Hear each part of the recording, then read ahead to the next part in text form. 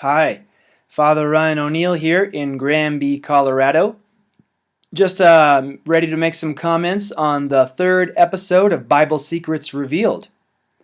The two main points I want to focus on for this episode are one, the canonical selection process for books in the Bible, and two, the church's relationship with women and women's role in Christianity.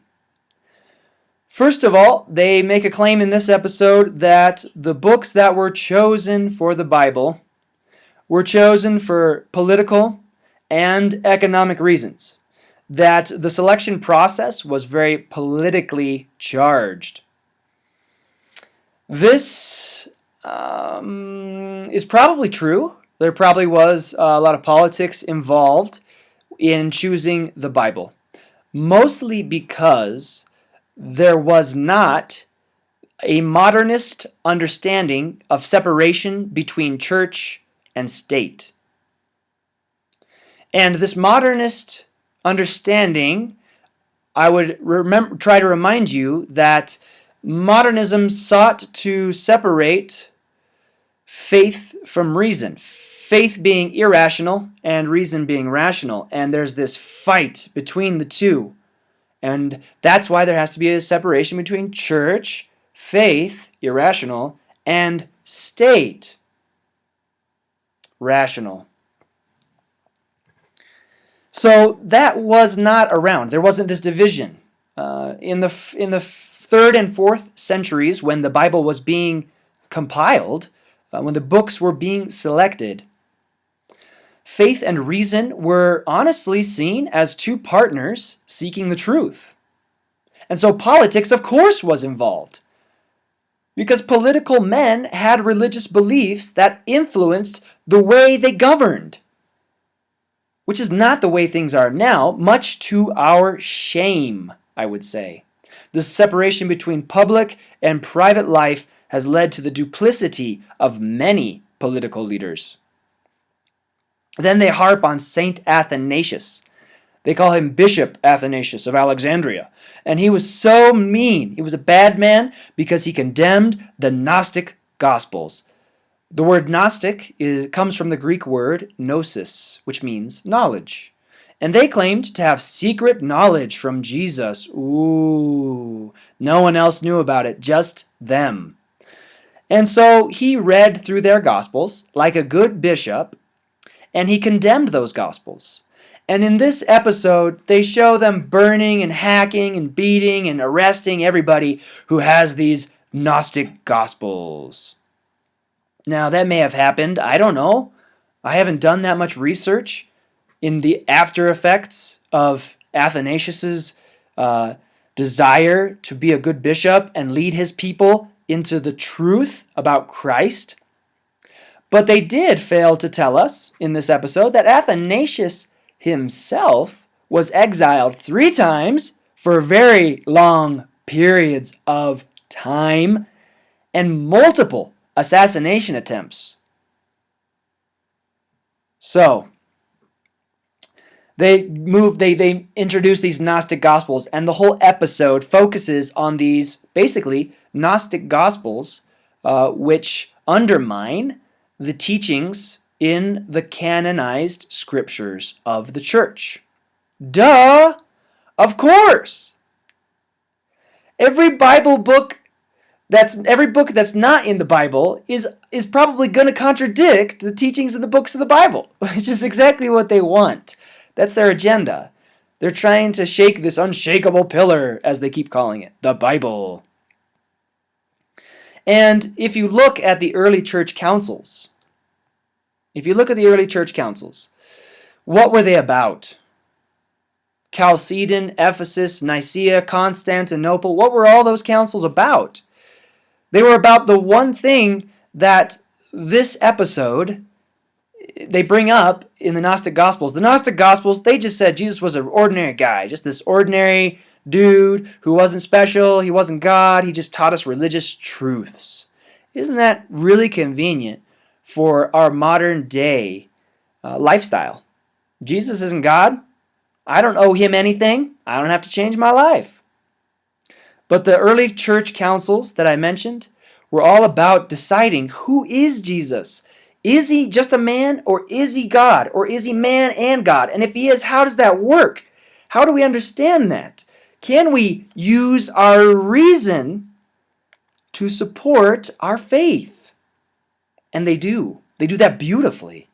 100% man, 100% God. But they also make this statement: we don't know how the Bible canonical process worked. We have no idea why they chose the books they did. So why don't we go find the books they didn't choose and use those to undermine the church and its teaching, and undermine the Bible itself? That's odd that they would say that, because we do. We actually do know the process that they used. We know how they chose the books. I'll just give you 3 summaries of the criteria. 1, the first criteria: the book had to be written within 1 generation of Jesus Christ. If it was after that, sorry buddy, a little too late. Second criteria: the book has to acknowledge the incarnation, the passion, the death, and resurrection as a historical fact. Not too hard. So any gospel that doesn't have the passion or death of Jesus Christ in it was not accepted. And thirdly, these books had to be widely read among various Christian communities. So if the Apocalypse of Peter wasn't read in a wide variety of communities, then it wasn't accepted. Or if the Shepherd of Hermas wasn't read in a variety of different communities, then it wasn't accepted. So we actually do know how they chose it.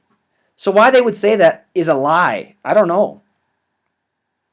Then the women's role in the church, and women in general, and authority, I would guess. So they start with bringing up the Gospel of Mary Magdalene.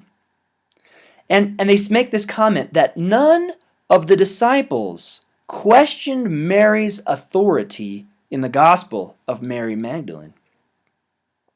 And the woman who makes this comment in this episode betrays her hand by pointing to authority. What is she after?